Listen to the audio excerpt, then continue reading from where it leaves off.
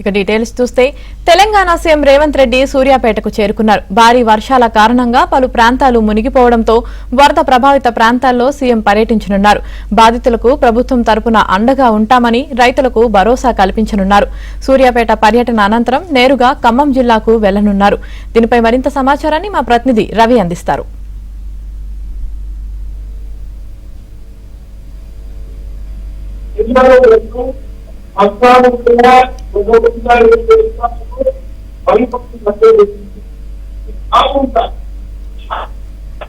రవి యామిని, సూర్యాపేట జిల్లాలో భారీ వర్షాల నేపథ్యంలో జరిగిన పంట నష్టానికి సంబంధించి సీఎం రేవంత్ రెడ్డి రివ్యూ నిర్వహిస్తున్నారు. పలు సంబంధించినటువంటి పలు శాఖల అధికారులతో నష్టాన్ని కూడా అంచనా వేసి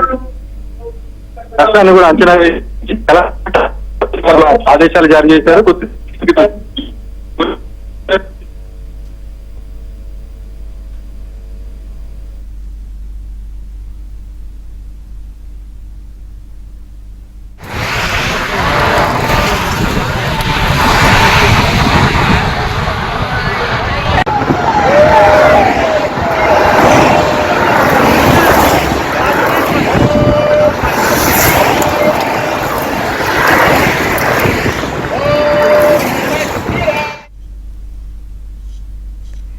తెలంగాణ సీఎం రేవంత్ రెడ్డి సూర్యాపేటకు చేరుకున్నారు. భారీ వర్షాల కారణంగా పలు ప్రాంతాలు మునిగిపోవడంతో వరద ప్రభావిత ప్రాంతాల్లో సీఎం పర్యటించనున్నారు. బాధితులకు ప్రభుత్వం తరపున అండగా ఉంటామని రైతులకు భరోసా కల్పించనున్నారు. సూర్యాపేట పర్యటన అనంతరం నేరుగా ఖమ్మం జిల్లాకు వెళ్లనున్నారు. ఇక దీనిపై మరింత సమాచారాన్ని మా ప్రతినిధి రవి అందిస్తారు. రవి యామిని, సూర్యాపేట జిల్లాలో భారీ వర్షాల నేపథ్యంలో జరిగిన పంట నష్టాలని అంచనా వేసేందుకైతే సీఎం రేవంత్ రెడ్డి సూర్యాపేట జిల్లా నామవరానికి చేరుకున్నారు. ఇక్కడ నామవరంలో పిఎన్ఆర్ ఫంక్షన్ హాల్లో సంబంధిత పలు శాఖల అధికారులతో సమీక్ష సమావేశం నిర్వహిస్తున్నారు.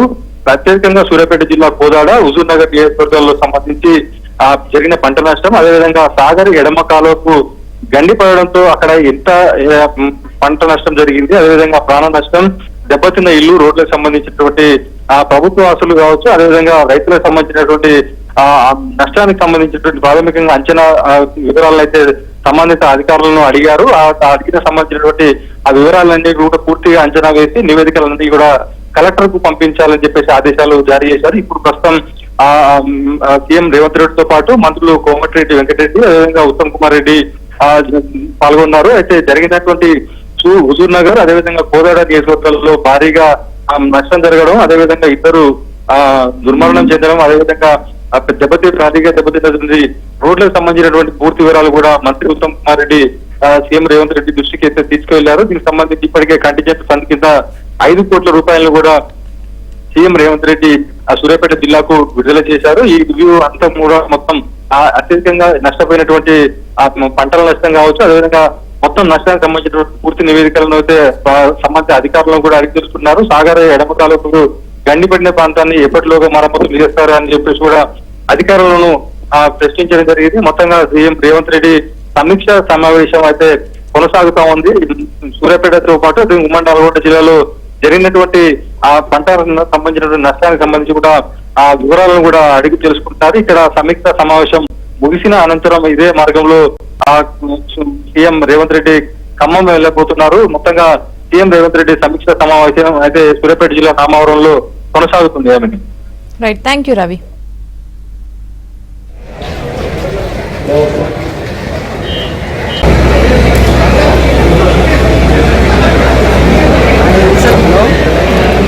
రికార్డ్ చేసుకున్నా అన్న పైన పడుతున్నారేందన్న ఇంటికి జరగండి ఓకే